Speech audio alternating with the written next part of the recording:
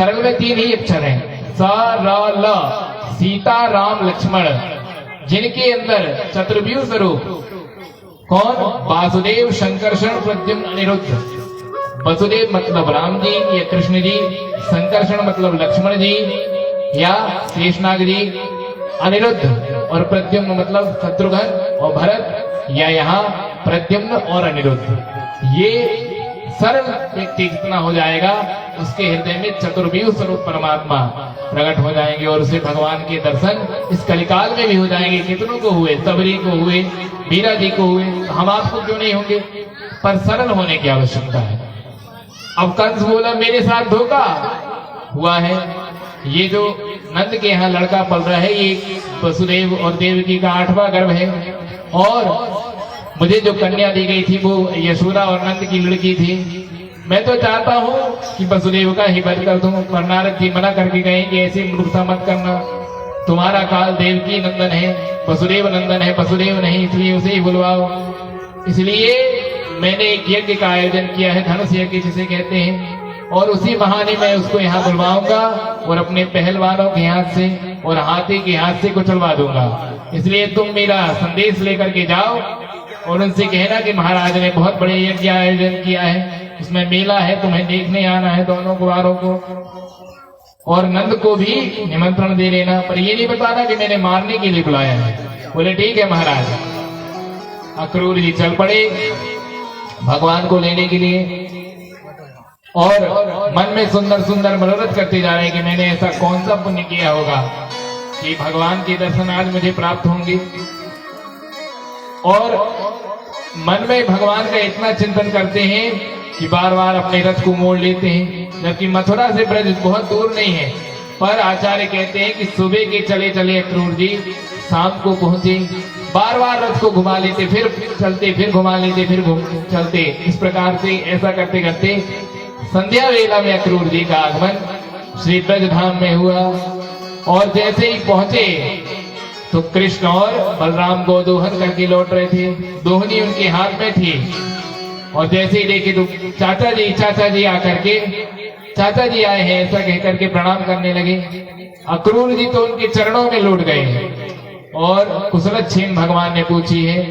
अक्रूर जी ने भगवान की कुशलक्षेम पूछी और भगवान ने कहा कि जिसका महाराज कंस हो उसकी कुशल तो हो ही नहीं सकती। कंस के हाथ में प्रजा ऐसे है जैसे कसाई के हाथ में बकरा।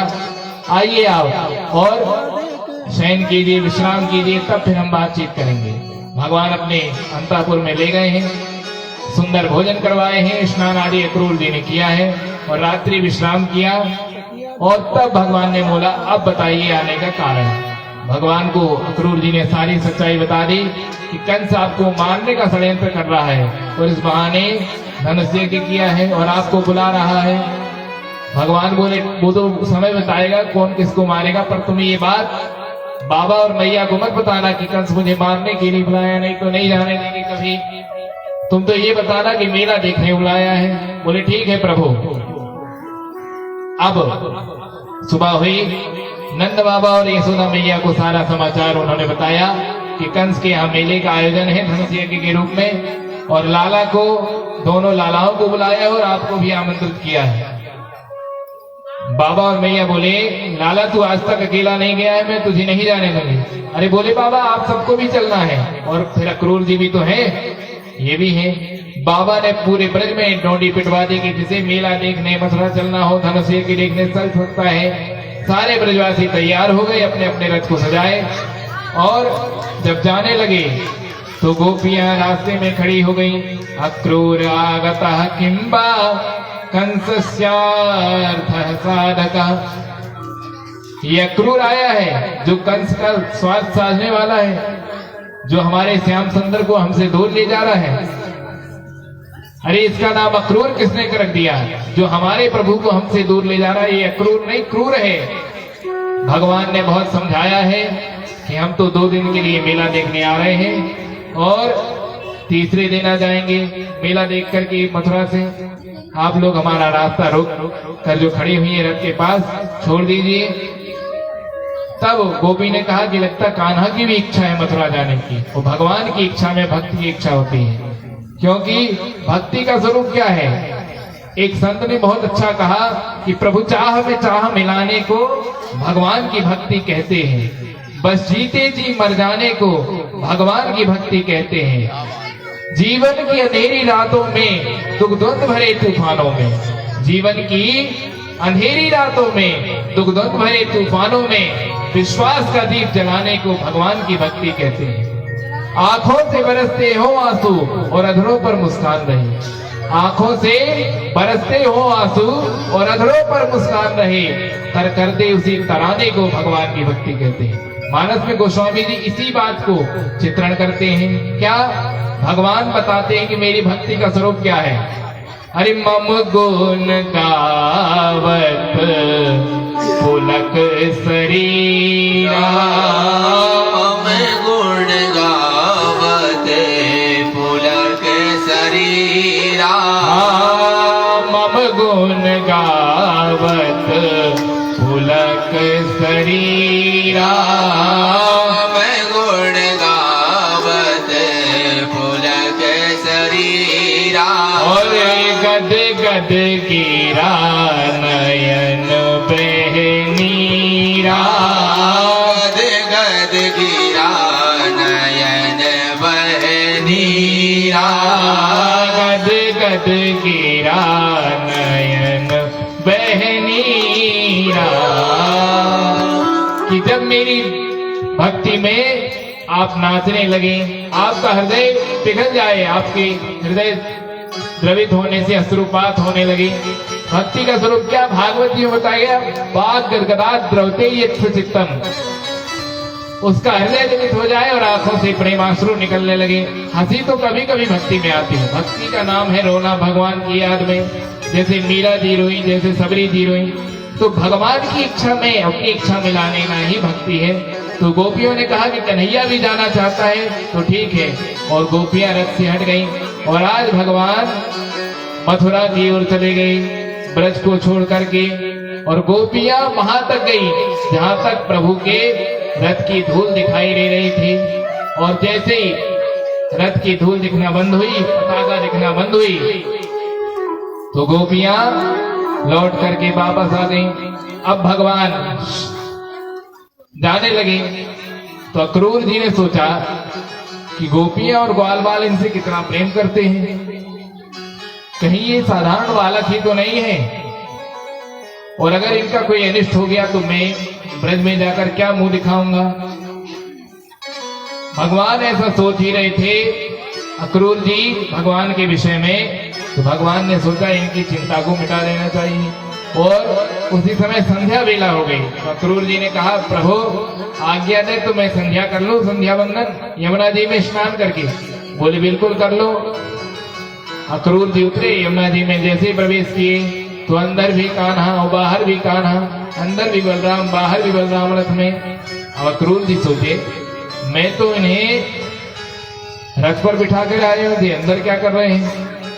फिर उठे और फिर डुबकी मारे, तो इस बार भगवान साक्षात चतुर्भुज स्वरूप में प्रकट हो गए। सारे देवता उनकी स्तुति कर रहे हैं, भगवान शेष नाग पर लेटे हुए हैं, और शेष नाग में भैया बलराम के, और चतुर्भुज स्वरूप में भगवान कृष्ण के दर्शन अक्रूर जी को होने लगे।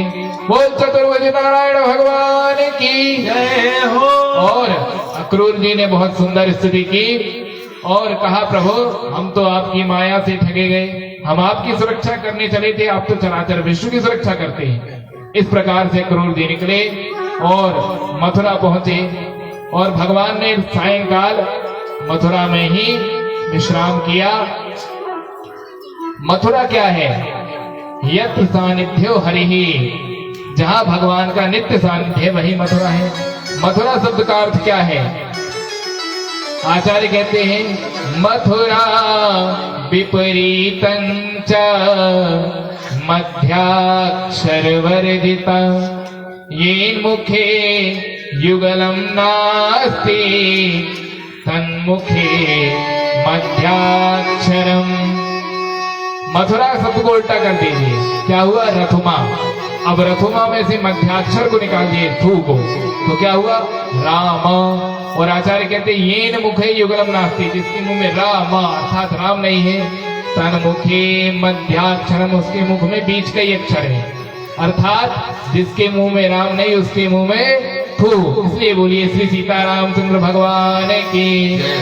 यह गोपियां दुखी रहने लगी और भगवान की राह देखने लगी और गीत गाने लगी। आइए हम भी एक बार गोपियों के भाव को श्रवण करते हुए फिर कथा में प्रवेश करेंगे।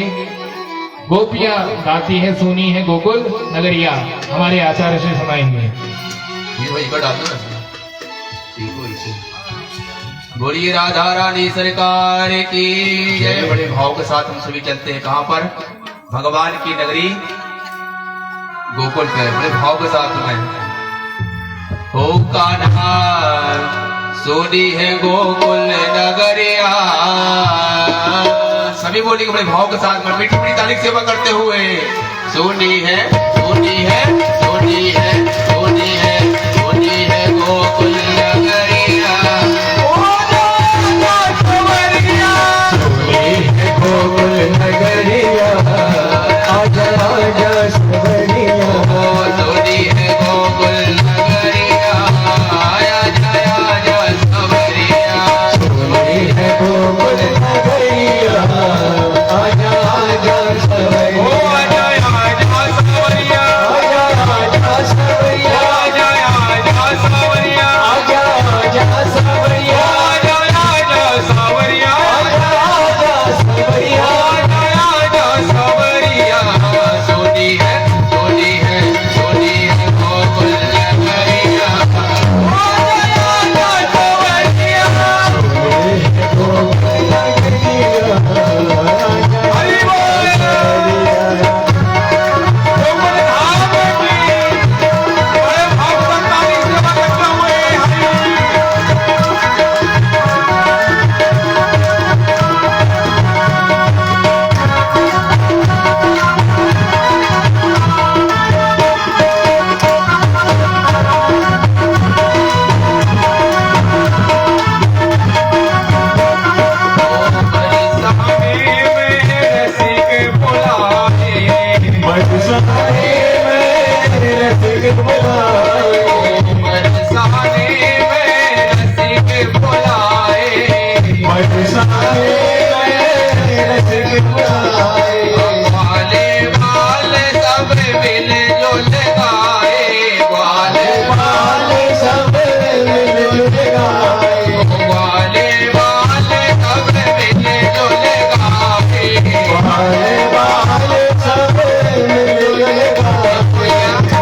बरसाने में रस्सी को बुलाए थे, इसको भगवान को बुला रहे हैं। जब भगवान गए मथुरा ये याद कर रहा है और फिर तो ग्वाल वाल भी याद कर रहा है।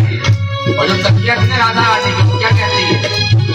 ओ सखिया देखे नगरिया, सखिया देखे नगरिया, आजा आजा सवरिया, सोनी है गोकुल नगरिया, आजा आजा सवरिया, सोनी है गोकुल नगरिया, आजा आजा सवरिया।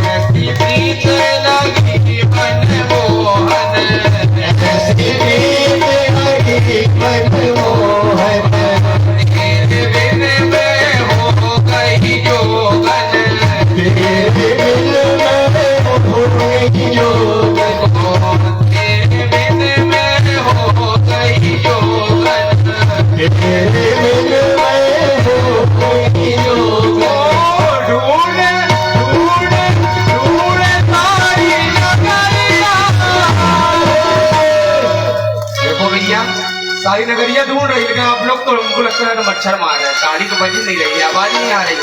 ये अपनी ताली बजती है ना, आपको बता दें, ताली वो नहीं बजाते जिन्हें कोई गम होता है, तालियां वो नहीं बजाते जिन्हें कोई गम होता है, तालियां वही बजाते जिनके बाजुओं में दम होता है। ऐसे नहीं, हमको लगता है आप लोग मछला बोल रहे हैं बड़े भाव के साथ में। ओ ढूंढे ढूंढे ढूंढे तारी नगरिया, आजा आजा सवरिया, ढूंढे तारी नगरिया, आजा आजा सवरिया, ढूंढे गोकुल नगरिया, आजा आजा सवरिया, ढूंढे गोकुल नगरिया, आजा आजा सवरिया।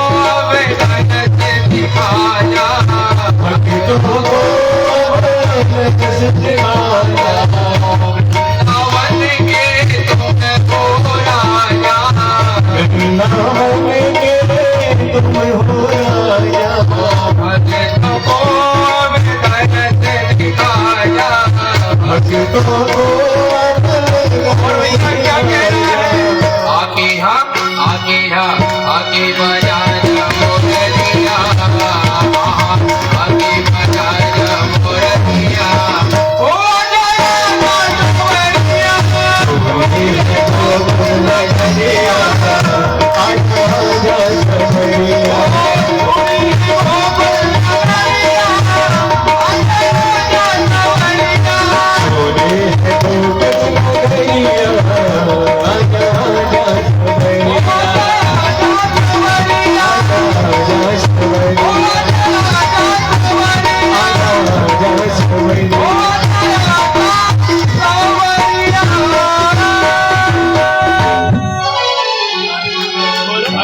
चल भगवान की जय। गोपियां कहती है अहो विधाता स्तवना क्वचित्तया संयोज मैत्र्या प्रणयेन देहिना। अरे विधाता तुझे दया नहीं आती जरा सी, ये ब्रह्मा मूर्ख है। क्यों? बोले पहले तो सबको मिलवाता है और जब उनका प्रेम प्रगाढ़ हो जाता है तो उनको बिछड़वा देता है। इस प्रकार से गोपियां यहाँ ब्रज में दुखी हो रही है। भगवान मथुरा में पहुंचे, बाबा आनंद सब पहुंचे, सब ग्वालवाल पहुंच गए। अब भगवान ने कहा बाबा आपकी आज्ञा हो तो हम मथुरा दर्शन कराएं। और बाबा बोले लाला ये गोकुल नहीं है, यहाँ की गलियों का तुझे ज्ञान नहीं है, और उधम करोगे तो कंस के सैनिक पकड़ लेंगे। बलराम जी बोले बाबा आप चिंता मत कीजिए, इसके साथ मैं हूँ। बाबा बोले सुन बंदाओ, मुझे यह कन्हैया पे तो नेको विश्वास ना है, पर तू उसके नेक समझदार लागे, इसका ध्यान रखना। और बाबा ने आज्ञा दे दी, जाई देखिया बहु नगर सुख निधान दो भाई। और दर्शन करने नहीं कराने जाओ, करहु सुफल सबके नयन सुंदर बदन दिखाए। लाला जाओ दर्शन कराओ, पर अगर तुम कहो तो हम भी चले। कन्हैया बोले बाबा नगर घूमने को आनंद तो अपनी उम्र वालों के साथ आवे, आप बूढ़े बूढ़े और हम ग्वाल बाल बालक हैं, हम आपके साथ कैसे जाएं? हम तो अपने ग्वाल बाल टोली के साथ जाएंगे। भगवान ने कहा अच्छा ठीक है। नंद बाबा बोले जाओ। अब भगवान चले और जैसे ही ब्रज के श्याम सुंदर आ रहे हैं, ये खबर मथुरा की नारियों को और मथुरा नगर में पता चली, तो सारी स्त्रियां अपना काम धाम छोड़ करके भाग चली भगवान के दर्शन के लिए। गोस्वामी जी वर्णन करते मिथिला में जब भगवान आए तब भी निकलानियां ऐसी भागी थी, कैसे? अरे धाई धाम काम सब त्यागी, भाई धाम काम सब त्यागी, धाई धाम काम सब त्यागी, भाई धाम काम सब त्यागी। कैसे? मनहु रंग करी लोटन लागी,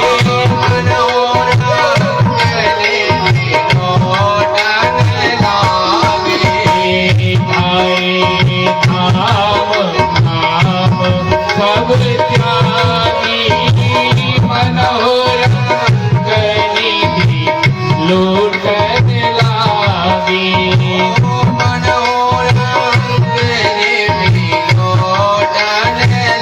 त्यागी, मनहु रंग निधि लूटन लागी, मनहु रंग निधि लूटन लागी, ऐसे भगी जैसे जन्म के दरिद्री को खजाना मिल गया हो कुबेर का। अब जब सब दर्शन करने पहुंच गई तो सारी फूल बरसाने लगी भगवान के ऊपर और बोली, देखो वो पूतना मारवे वालों आ गो, इन्हीं ने गोवर्धन पर्वत को उठाया था, इन्हीं ने बड़े बड़े अरिष्टासुर, अघासुर, बकासुर इन राक्षसों को मारा है। और सभी अपने पलक पावड़े बिछा करके भगवान का दर्शन करने लगी। भगवान के सखा बोले, लाला तेरा तो बड़ा जोरदार स्वागत हो रहा है रे। बोले, क्यों नहीं होगा, ये हमारे मामा का गांव है और मामा के यहाँ भांजे का स्वागत तो होता है, मामा जी ने सारे स्वागत की व्यवस्था कर रखी है। बोले, क्यों नहीं लाला, तू भी मूर्ख है बड़ा। बोले, क्यों? बताता इतने जोरदार स्वागत तो ये मामा के यहाँ होने वाला है, और कंस जो मथुरा का राजा है तेरा मामा लगता है, तो हम भी अच्छे अच्छे वस्त्र पहन करके आते। देख फटे हाल बिगड़े हुए वस्त्रों में आ गए हैं। अब बोले, तुम मेरे को चिंता मत करो, मामा जी ने इतनी सुंदर व्यवस्था करवाई है तो वस्त्रों की व्यवस्था भी करवाई होगी। और उसी समय कंस का एक धोबी कंस के वस्त्र धुल करके ला रहा था। बोले, मामा जी प्रणाम। अब वो धोबी सोचा, ये मेरे भांजिया कहाँ पे आटप के, आज तक तो देखे नहीं। बोले, तुम लोग कौन हो? बोले, हम ब्रज से आए हैं, नंद बाबा के यहाँ से, इनका नाम है श्री कृष्ण और ये है श्री बलदाऊ भैया और हम उनके ही सगा संगाती। अच्छा, बोले तुम्ही ने अरिष्टासुर, बकासुर, पूतना इन सब का वध किया है? हाँ मामा जी। बोले, पर तुम मुझे मामा क्यों बोले? बोले, यहाँ के महाराज कंस मेरे मामा है, उन्हीं ने तो बुलवाया है। अब वो मन में सोचने लगा, बेटा वो तो अंदर जाके पता चलेगा किस लिए बुलवाया है, पर तुम मुझे मामा क्यों बोल रहे? बोले, मामा के गांव के सब मामा, इसलिए हम भी तुम्हें मामा बोल रहे। अरे मूर्खों, बोले तुम वन में विचरण करने वाले, तुम्हें क्या चाहिए? बोले, मुझे वस्त्र चाहिए, महाराज के सुंदर सुंदर वस्त्र आपके हाथ में है, एक तो हमें भी दे दो। महाराज के इतने कीमती वस्त्र तुम वन में रहने वाले गवार ग्वाले पहनोगे? अब बलदाऊ जी बोले, लाला हम इससे इतनी विनम्रता से बात कर रहे हैं और ये कब से गवार गवार कहे जा रहा है, जरा दिखा दे पूतना वाला हाथ। तो भगवान ने लिया और एक थप्पड़ उस धोबी को जमाया, तो उसकी गर्दन कट के अलग हो गई। अब सारे धोबी डर गए बाजू वाले कि इसके तो हाथ में तलवार फिट है, और सारे वस्त्र छोड़ करके भाग गए। सभी ने अपने अनुरूप वस्त्रों को ग्रहण किया, पर अब ग्वाल वाल थे छोटे और वस्त्र थे महाराज कंस के, तो बिना ही झाड़ू लगाए सारी रास्ता साफ होने लगी। ऐसा लग रहा था जैसे हैंगर में किसी ने वस्त्रों को टांग दिया। अब बोले, लाला वस्त्र तो है महाराज कंस के, और अब नेक नेक से लाला बिना ही लगाए झाड़ू लग रही, तो कहते रहे मामा के यहाँ हम झाड़ू लगाने आए हैं, रोड साफ करने वाले हैं। बोले, उसकी भी चिंता मत करो। आगे एक दर्जी था, उस दर्जी ने कहा, भगवान अगर आज्ञा हो तो हम आपके वस्त्रों को व्यवस्थित कर दें। बोले, नेकी और पूछ पूछ शुभ काम में देरी क्यों, जल्दी करो। और उस दर्जी ने सारे वस्त्रों को काट पीट करके सिल करके सुंदर भगवान के और सखाओं के अनुरूप बना दिया। अब बोले लाला वस्त्र तो बहुत सुंदर बन गए, बोले इनकी फीस दे दो।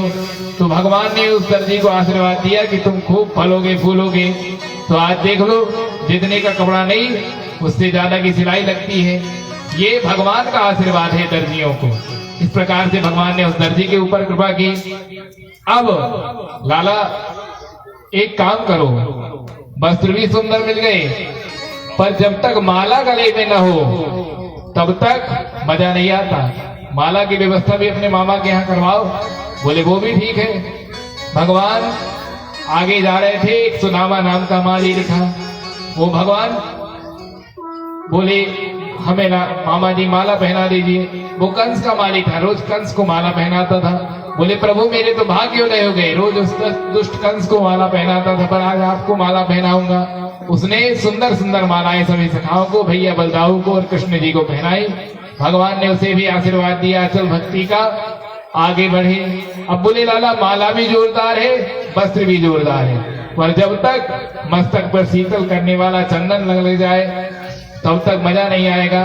और फिर वैष्णवों का मस्तक सूना नहीं होना चाहिए। सूना मस्तक विधवाओं की निशानी है, और हम भगवान को अपना पति मानते हैं। भगवान हमारे आत्मा के पति हैं, और ये तिलक क्या है, ये मांग है हमारी।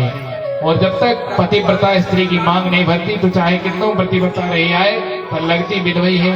इसलिए घर से हम कभी भी वैष्णव निकले तो सुंदर तिलक को अपने मस्तक पर धारण करके निकलना चाहिए। ये इस कथा से संकेत मिलता है।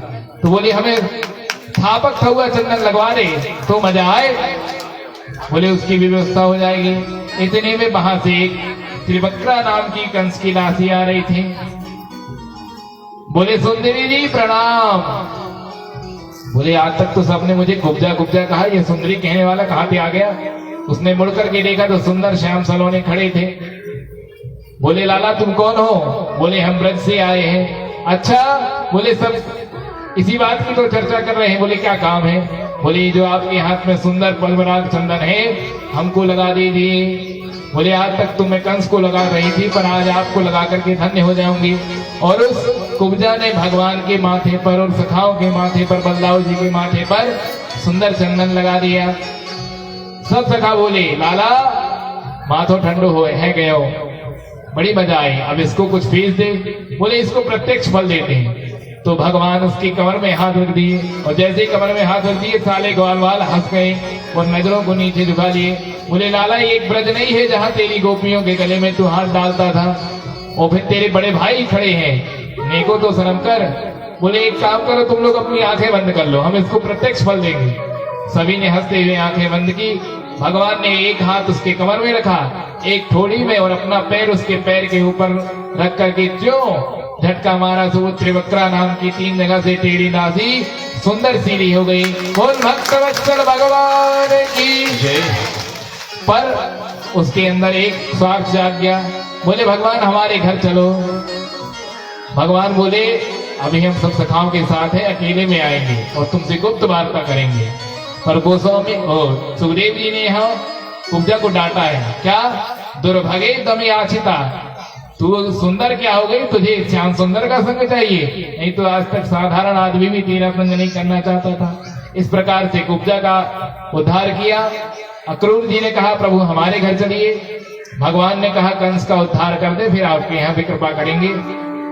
इस प्रकार से भगवान उस शाम को भी विश्राम किए। सुबह हुआ तो भगवान ने कहा चलो जरा जिस धनुष के हेतु यज्ञ हो रहा है उस धनुष का दर्शन कर ले, भगवान भोलेनाथ का भी दर्शन कर ले। और भगवान जैसे गए उस धनुष को प्रणाम किया। पहरेदारों से बोला मामा जी क्या हम इसको छू करके देख सकते हैं। बोले बिल्कुल देखो, पर दूर से देखना। अब भगवान गए, धनुष को प्रणाम किया, भोले बाबा को प्रणाम किया, छू कर देखा। बोले मामा जी जरा ऐसे उठा करके देखे तो सारे सैनिक हंसने लगे कि जैसे बड़े बड़े महायोद्धा नहीं उठा पाए से ये बालक उठाएंगे। बोले अगर तुम्हारी दम हो, तुम में सामर्थ्य हो तुम्हारे शरीर में तो उठा लो। भगवान ने बाम हाथ से उस धनुष को उठा लिया। बोल धनुर्धारी भगवान की। और एक हाथ से पकड़ा, दूसरे हाथ से उसे तोड़ दिया। और जब सैनिक भगवान के पीछे आए तो उन्हीं दोनों टुकड़ों से धनुष के सारे सैनिकों का वध कर दिया। अब एक सैनिक जान बचाकर भागा और कंस के पास गया। बोले महाराज अनर्थ हो गया। बोले क्या हो गया? कंस सो रहा था उस समय। बोले जिस धनुष का यज्ञ होना था वो धनुष टूट गया। बोले किसने तोड़ा? बोले वो नंदालय से जो बालक आया है ना ब्रज से, उसी ने तोड़ा।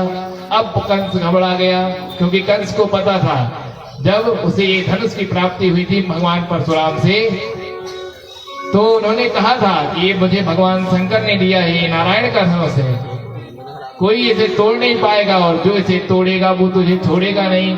तो कंस का बीपी हाई हो गया कि मुझे मारने वाला आ गया, और ये निश्चित हो गया कि अब इसी के हाथ मेरा वध होगा। अब तो कंस इतना डर गया कि दाल में काला जीरा दिखता है तो जीरे में भी उसे श्याम सुंदर के दर्शन होते हैं। दृष्टि कंस की हो गई। बोलिए बाके बिहारी लाल की। हाँ भाई सभी कीर्तन करेंगे। हाँ गोविंद हरे मुरारी हे नाथ नारायण वासुदेव श्री कृष्ण गोविंद। सभी बोलिए ताली बजा के। लाइट बुलवाना है ना मन को। श्री कृष्ण गोविंद मोहन मुरारी हे नाथ नारायण वासुदेव श्री कृष्ण गोविंद नितिन बिहारी हे नाथ नारायण वासुदेव श्री कृष्ण गोविंद हरे मुरारी हे नाथ नाथ देव श्री कृष्ण गोविंद हरे मुरारी हे नाथ नारायण वासुदेव हे नाथ नारायण वासुदेव हे नाथ नारायण वासुदेव हे नाथ नारायण वासुदेव हे नाथ नारायण वासुदेव श्री कृष्ण गोविंद हरे मुरारी हे नाथ नारायण वासुदेव श्री कृष्ण गोविंद हरे मुरारी हे नाथ नारायण वासुदेव। बोल भक्त वत्सल भगवान की। कंस को चिंता हुई। कंस ने कहा सैनिक चौगुने कर दो। उसने अपने ससुर जरासंध के यहाँ से भी सेना मंगवा ली, विदेशी सेना। बोले इस सेना पर मुझे विश्वास नहीं है, विश्वासघात भी कर सकती, इसलिए उसने स्पेशल विदेशी सेना अपने ससुर के यहाँ से मंगवाई। और दूसरे दिन यज्ञ महोत्सव प्रारंभ हुआ। उसने कुबलिया पीठ हाथी को रास्ते पे खड़ा कर दिया। ये कुबलिया पीठ हाथी कौन है? ये उसे उसके ससुर जरासंध ने दहेज में दिया था। अस्थि और प्राप्ति नाम की दो कंस की पत्नियां, जो जरासंध की पुत्रियां थी, और जरासंध की पुत्रियों का स्वयंवर जब हुआ तो उसने शर्त रखी कि जो इस हाथी को एक ही हाथ से पछाड़ देगा, उठा करके मैं उससे अपनी दोनों पुत्रियों का विवाह कर दूंगा। तो कंस गया और एक ही हाथ से उस हाथी को पछाड़ दिया, तो उसने दोनों से कंस का विवाह कर दिया। तो ये कुबलिया पीठ हाथी उसे दहेज में मिल गया। दहेज में मिल गया, ले आया। आज उसी कुबलिया पीठ हाथी को बदांत करके मजरा पान करवा करके खड़ा कर दिया और महावत से बोल दिया कृष्ण बलराम आए तो उनके ऊपर चढ़ा देना। कृष्ण बलराम आए, कुबलिया पीठ हाथी रास्ते में मिला। महावत से कहा मामा जी हाथी को अलग करो। तो उन्होंने क्या किया? महावत ने इतना दुष्ट महावत कि भगवान के ऊपर हाथी बढ़ा दिया। भगवान ने उसके दोनों पैर पकड़े और महावत सहित हाथी को पछाड़ दिया। हाथी जैसे ही ऊपर उछला उसका गोविंदाय नमो नमः हो गया और उसके प्राण हो गए, प्राण निकल गए। भगवान ने क्या किया? बोले अंदर खतरा है, हम अस्त्र शस्त्र लेकर के नहीं आए हैं, तो मामा जी ने जो उपहार दिया है उसी से अस्त्र निकाल लो। क्या किया? एक दांत हाथी का भगवान ने उखाड़ कर रख लिया, दूसरा बलदाऊ जी को दे दिया और दोनों कंधे में रख करके कंस के सभा भवन में प्रवेश करने लगे। अब जब भगवान ने प्रवेश किया तो सभी जितने सभासद बैठे थे सभी ने भगवान का अलग अलग दर्शन किया। आचार्य कहते हैं मल्ला नाम निर्णाम नरवरा सुस्त्रीणां मनोमूर्तिमान् गोपानां सजनो सुतां क्षितिभुजां शास्ता स्वपित्रो प्रभो और मृत्युर्भोजपते विराट विदुषां तत्त्वं परम योगिनां क्रूर परदेवतीति विदितो रंगं गतः साग्रजः रंगं गतः साग्रजः।